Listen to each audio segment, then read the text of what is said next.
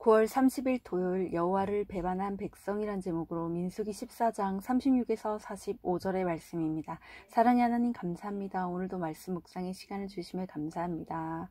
또한 9월 한 달 동안 우리를 지키시고 보호하시며 말씀으로 인도하신 하나님께 감사를 드립니다. 이 시간 말씀 묵상을 통하여서 하나님의 말씀이 들리고 복음이 들리기 원합니다. 말씀대로 믿고 살고 누린 인생이 되게 하시고 이 시간도 우리와 함께하여 주시옵소서. 감사드리옵고 예수님의 거룩하신 이름으로 기도드립니다. 아멘. 본문의 말씀입니다.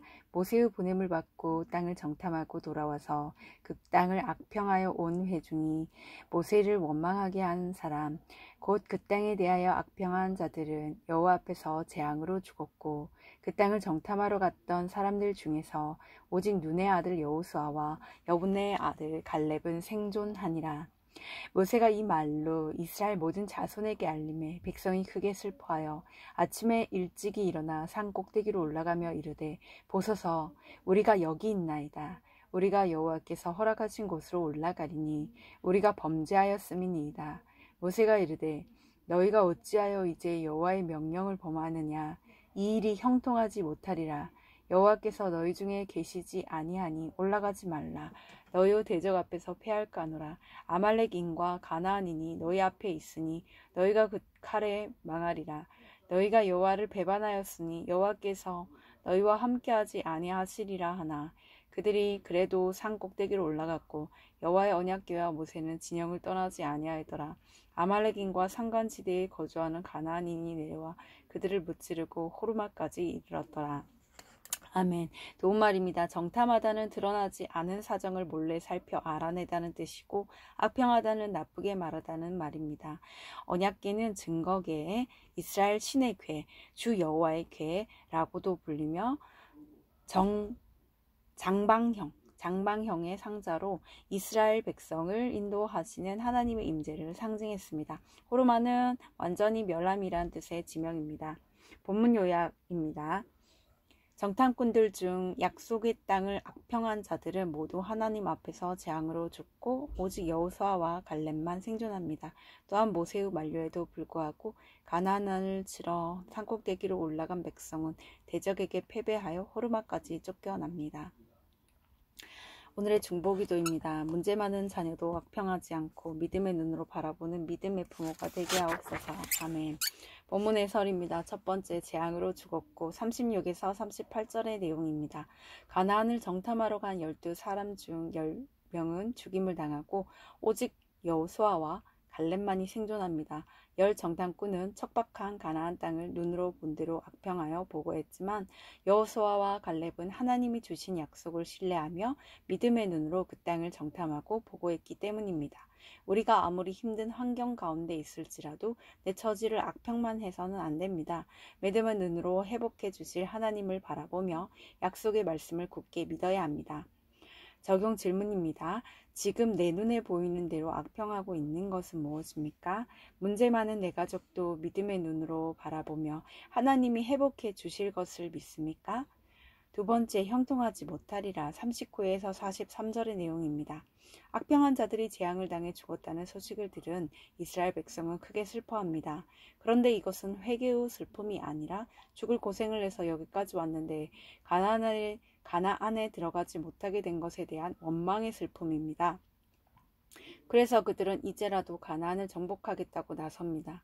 자기 죄가 보이지 않는 사람은 항상 눈앞에 닥친 문제 해결이 최우선이기에 하나님의 뜻과 상관없는 결정을 합니다. 형통하게 되려면 내 생각을 내려놓아야 합니다. 내 죄를 회개하고 하나님과 함께 가야 합니다. 적용 질문입니다. 나는 어려운 문제가 닥칠 때 가장 먼저 누구를 찾습니까? 하나님입니까? 그 문제를 해결해 줄 사람입니까? 세 번째, 그래도 올라갔고 44에서 45절의 내용입니다. 하나님 없이 자신들의 뜻대로 산꼭대기로 올라간 이스라엘 백성은 아말렉과 가나안 사람들에게 공격을 받아 결국 호르마까지 후퇴합니다.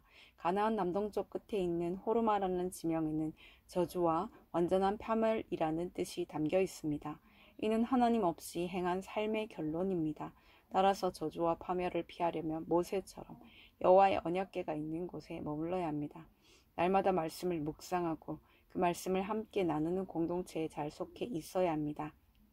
적용 질문입니다. 나는 말씀이 왕노릇하는 공동체에 잘 속해 있습니까? 경고의 말씀에도 불구하고 내 뜻대로 행하는 것은 무엇입니까? 오늘 기도하기는 저에게 여호수아와 갈렙과 같은 믿음의 눈을 허락해 주옵소서. 그래서 제게 일어나는 모든 사건에서 주께서 약속하신 말씀을 믿고 살고 누리게 하옵소서.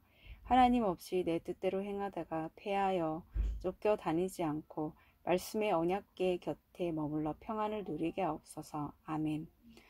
묵상 간증입니다. 비전과 야망 사이란 제목으로 김수진님의 말씀 적용글입니다. 저는 어릴 때부터 장래 희망이 뭐예요? 라는 질문이 참 싫었습니다. 좋아하는 것도 하고 싶은 것도 딱히 없었기 때문입니다. 그러던 중 비전을 강조하는 한 부흥회에 참석했다가 반신반의하는 마음으로 하나님 제게도 비전을 주세요라고 기도했습니다. 그러자 놀랍게도 30이 넘어 처음으로 목표가 생겼고 자격증을 따고자 사이버 대학에 편입도 했습니다.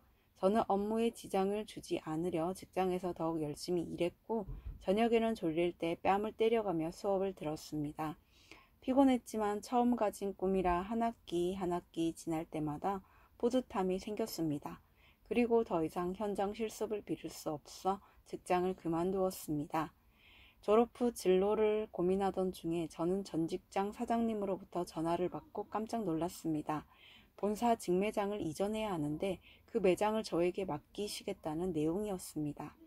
매출 규모를 잘 알고 있던 저는 와, 하나님 이런 계획이 있으셨군요 라며 그곳을 여호와께서 허락하신 곳이라 여기고 들어갔습니다.